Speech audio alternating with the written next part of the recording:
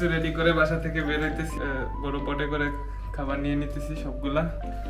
Hello everyone, intro and title থেকে বুঝে ফেলেছেন আমরা কোথায় যাচ্ছি। আমাদের অসলো নরওয়ে ট্রিপে আমার সঙ্গী 3 জন, লিসান, মুর্শিদুর এবং মারিও।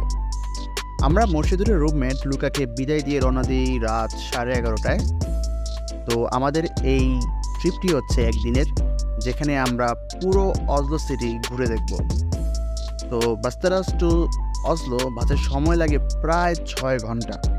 তো আমরা সেভাবেই প্ল্যান করে রাতের বাসের টিকিট কাটি এবং আমাদের এই বাসটি হচ্ছে ফ্লিক্স বাস, যেটি হচ্ছে বাস্তারাস সেন্টাম থেকে রাত 12:30টায় ছাড়বে এবং সকাল 6:30টায় পৌঁছাবে অসলো সিটিতে। তো আমরা প্রায় 30 মিনিট আগেই পৌঁছে যাই বাস্তারাস সেন্ট্রামে এবং মারিও ঠিক সময়ে চলে আসে। এরপর সবাই মিলে কিছু দুষ্টামি করে সময় অতিবাহিত করি। Bella ciao, bella ciao, bella ciao, ciao, ciao, Martina, oh Martina.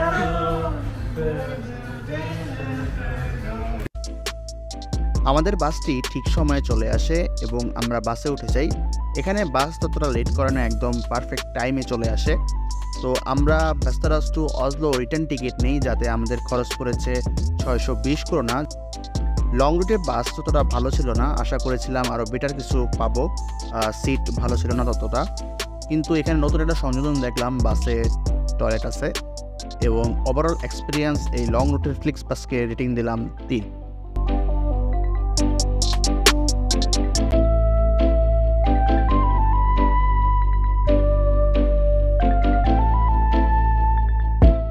তো আমরা পৌঁছে যাই অসলো বাস টার্মিনালে।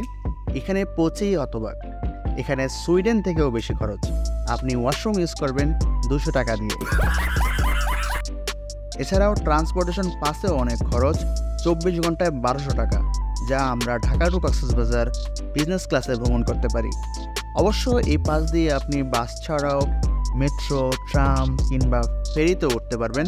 তাই আমরা মেনে নিলাম এবং আমরা এখানের ট্রান্সপোর্টেশন এজেন্সি রুটার থেকে 24 ঘন্টার বাস পাস নিয়ে নিই।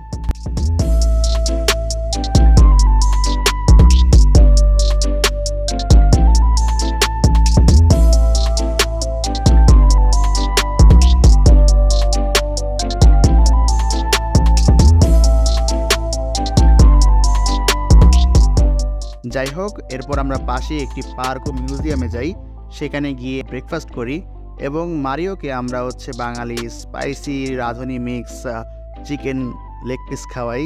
সে আগে কখনো এরকম খায়নি। তো সে খেয়ে প্রশংসা করলেও পরে ঝালের কারণে পুরোটা খেতে পারে নাই।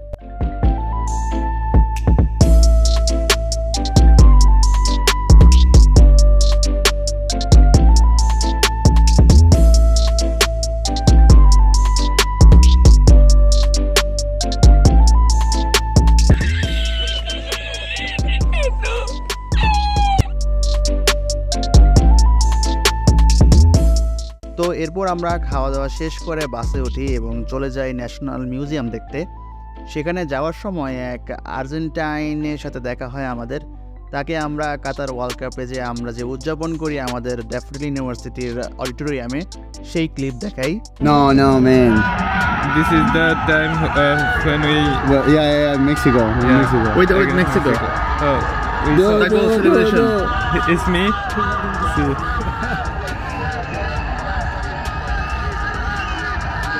No, man. It's so great. No, man. Thank you so much for the support. Thank you. It was amazing for us. Was amazing to see all. What is your name? Lisandro. Lisandro. Santa Fe, Argentina. Like Lisandro Martinez. Yeah, Lisandro Martinez. Yeah. We are a few, you know, but His we are name good. is Lisan. Oh, my name is Lisan. Really? তো সে দেখে খুব proud feel করে এতে, এবং সে অসলোতে 3 থেকে 4 মাস ধরে আছে।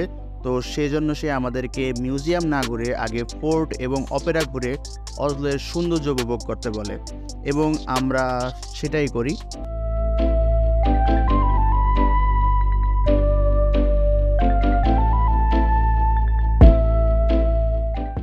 তো তো সেদিন অজলোতে রেড বুল ম্যারাথন হচ্ছিল এবং সব বয়সের মানুষেরা সেটা অংশগ্রহণ করে এবং দর্শকরা খুব চিয়ার আপ করতেছিল প্রত্যেকটি পয়েন্টে পয়েন্টে।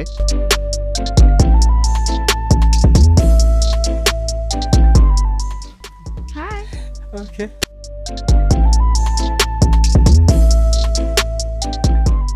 তো আমরা এখন যাচ্ছি আকাসুরস ফোর্ট্রেসে। ফোর্ট্রেসকে আমরা বাংলায় দুর্গ বলি এবং এই আকাসুরস ফোর্ট্রেস নির্মাণ শুরু হয় 1299 সালে কিং হ্যাকন ফিফথের অধীনে এবং যা 1300 দশকে সম্পূর্ণ হয়েছিল। এটি তৈরির মূল কারণ ছিল নরওয়েজিয়ান আভিজাত্যের আক্রমণ থেকে রক্ষা করা। বর্তমানে এটি শহরের একটি বিখ্যাত স্থান এবং অজলোতে ঘুরতে আসা মানুষের প্রধান আকর্ষণ এই আকাসুরস ফোর্ট্রেস। এর রূপটপে উঠলে আপনি অজলো সিটির এরকম দৃশ্য চোখে পড়বে, যা সত্যিই অসাধারণ।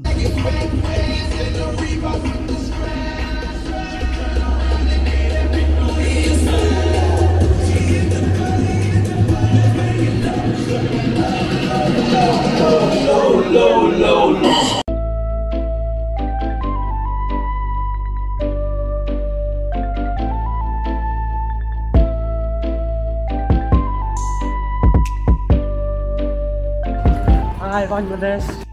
তো অজলো নরওয়ে ব্লগের প্রথম পার্ট এখানেই শেষ। শীঘ্রই দ্বিতীয় পার্ট আসবে, আশা করি সবাই সাথে থাকবেন। ধন্যবাদ।